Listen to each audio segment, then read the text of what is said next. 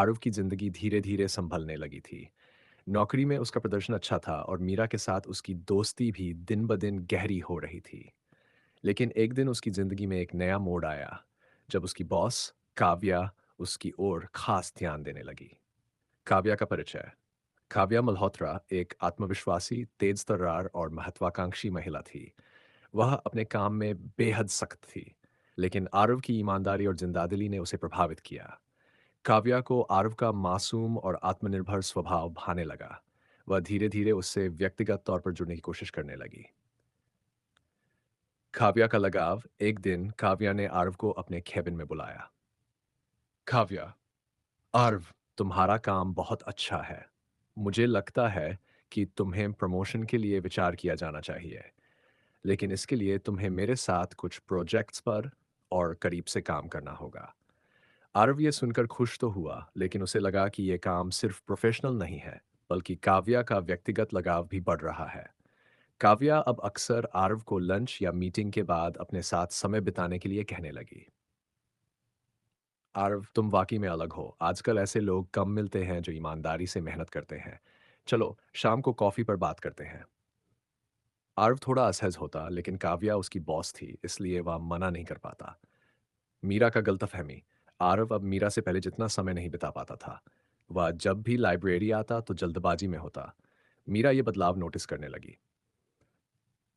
एक दिन मीरा ने आरव को सड़क पर काव्या के साथ देखा।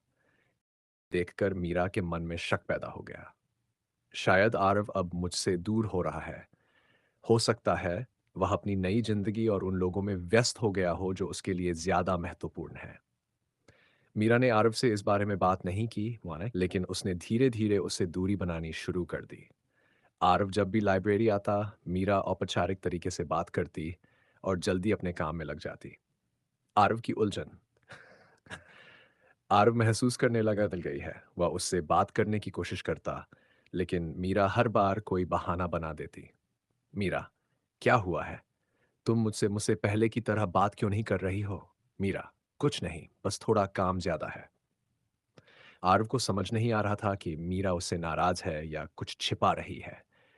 इधर काव्या का लगाव और बढ़ रहा था। वह आरव के काम की तारीफ हर मीटिंग में करती और उसे हर प्रोजेक्ट में अपने साथ रखती।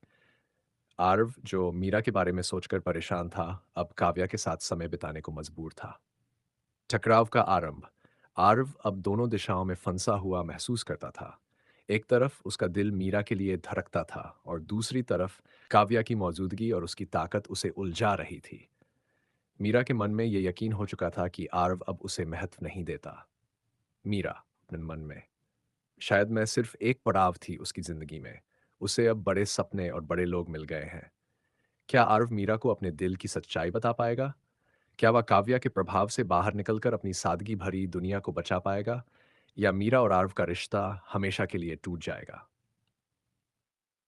आगे की कहानी में यह टकराव आरव और मीरा के रिश्ते की परीक्षा लेगा।